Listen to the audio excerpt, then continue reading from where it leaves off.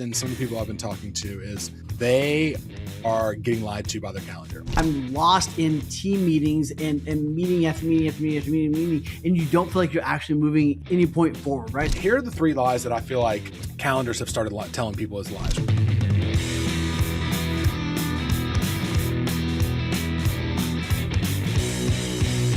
Wayne, let's dive into calendars. And I know you and I are big advocates. Please stay. Don't run away. Everyone's like, calendars, screw this. Yeah. No. Like, we got something, I promise. First of all, this is for anybody that has a paper calendar or an online calendar. I don't care. As long as you have a calendar, it can be a big calendar, it can be a small calendar, as long as you have a calendar. But here's what I've been running into with some of my agents and some of the people I've been talking to is they are getting lied to by their calendar. They are using their calendar as like, what do they call those little things babies had, like Circes or like little like yes specialty blankets or whatever, because they're like, I'm busy, I'm packed. Security. Don't pretend like you don't have one or know what it is. There you go. Yeah, I use my dog for that. So here's the thing: is like think they can't do more. They think that they can't be good at husband, spouse, caregiver, whatever, because their calendar is slammed and they can't do more. Like, and I think it's lying to them. And they're using so this is for people that are on level 3, right? Level 1 is like, I have no idea what I'm doing. Level 2 is like, I don't need a calendar. Right. Level 3 is like, crap, I need a calendar and I have everything on there. So congratulations for having a calendar. Okay. But like level 3 is not the last level. Level 3 is like, man, everything's in here. It's perfect.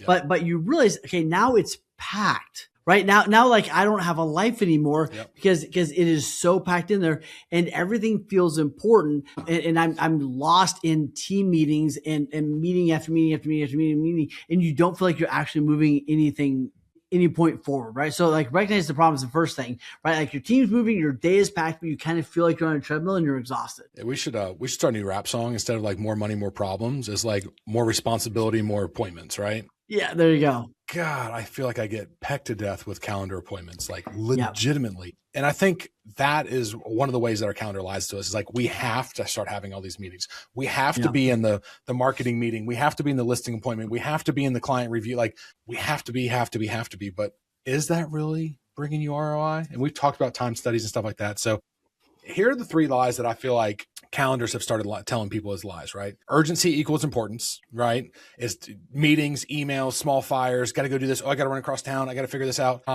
And meanwhile, like the high leverage stuff that actually keeps people free, it gets pushed to later. It gets pushed to like, and honestly, one of the other ones is like, the other lies that our calendar tells us is we don't have time for ourselves, right?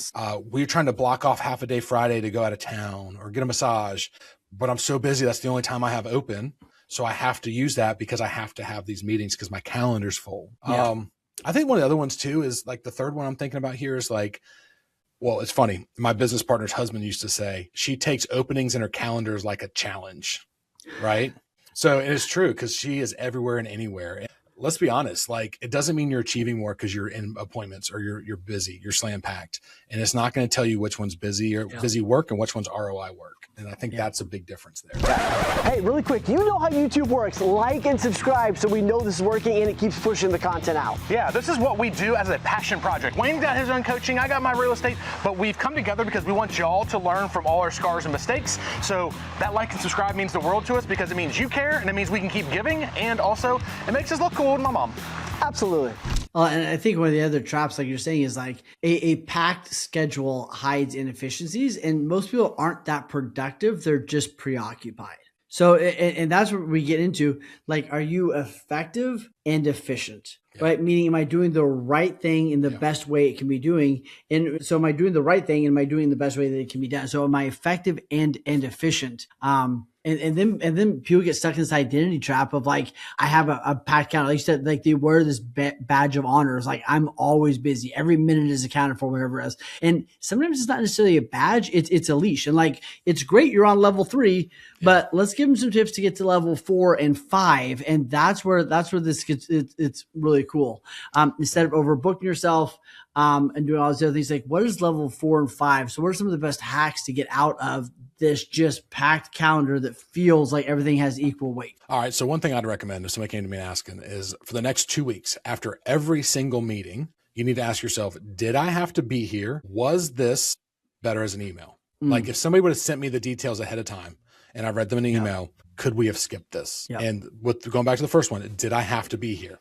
Did the questions they ask really take my level to do that? Yeah. Probably not. Right? Interviews, like interviewing staff people, agents. Do you need to be the first one in to decide that somebody's not a good fit? I'm pretty sure other agents in your company or other staff members can tell if somebody's going to be a good fit at the very beginning, right? Yeah. Stuff like that. So I think that's one way that you can free up your calendar. Man, a good example of that is like somebody the other day says, hey, can we do coffee? And I'm like, I don't want to do coffee, right? Like I don't need to spend an hour and a half to have coffee with you. I want to talk with you, but let's jump on Zoom or a phone call for 10 minutes. So instead of an hour and a half, whatever, let's do a 10-minute thing that's really powerful. Yeah. Same thing with like hiring. That's why we teach everybody to do a 5-minute, swipe left, swipe right conversation is what we call it, right? If you first get the resume, you're kind of interested, do a 5-minute phone call with them, ask them 3 questions instead of getting into an interview and you're stuck for 45 minutes.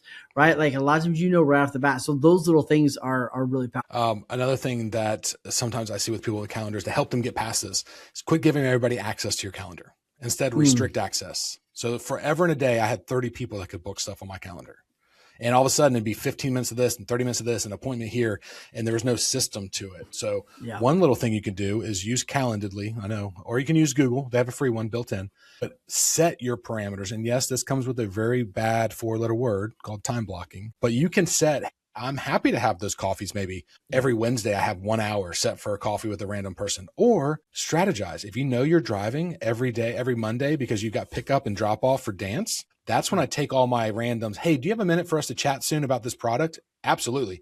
Here's my window. So I think they're not using it organically enough and scheduled enough. Yeah. Well, and to your point, that's one of we talk about systems and things. One of the things we did is I now have like 4 or 5 different calendar links. One's for 15 minutes, one's for 30 minutes, right? One is a Zoom and then, right. So like there's different calendar links. So instead of just having one that's open to everything, there's different ones.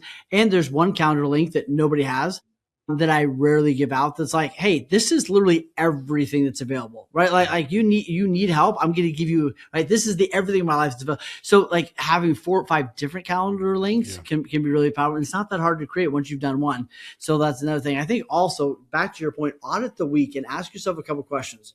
Like I think we just get in this cadence of like weekly meetings. Some things need to be once a month. Right? We get in this cadence of other things, either half an hour or an hour. Some things need to be 22 minutes. Some things need to be 50 minutes. Some things need to be 8. So like, it's okay. Like, cause we're talking about level 4 and 5, like stop just being in this habit of I block everything for 30 minutes or I block everything for an hour. One of the third hack I'll give you that helped me a lot was if I do have a 30-minute appointment, my goal is to end that at minute 22 or 25. So I have 5 minutes to kind of do any cleanup I need to do from that appointment and then move to the next one. If it's an hour, my goal is to end that at the 45 or the 50-minute mark. So I have 10 minutes to clean up whatever I need to from that appointment, go to the restroom, get a cup of coffee, whatever it is. But not going from minute 0 to minute 60 has been a big help for me. And that's when we lose Brad to the internet world. So I'll close out. Here's the hard truth. There's no system that's just going to magically fix this. It's you doing a intentional audit on your calendar, looking back, going, what's working, what's not working, what can I potentially shift? And your calendar is a great tool to create awareness. Use that awareness to make better decisions. And next time we're going to talk about why adding more leads won't necessarily fix all of your problems. Hey, real quick, if you're liking this content, imagine having a full day immersed with people that are on this, like us, that are learning from each other. Man, we do these kind of events, these intensive, a couple times a year.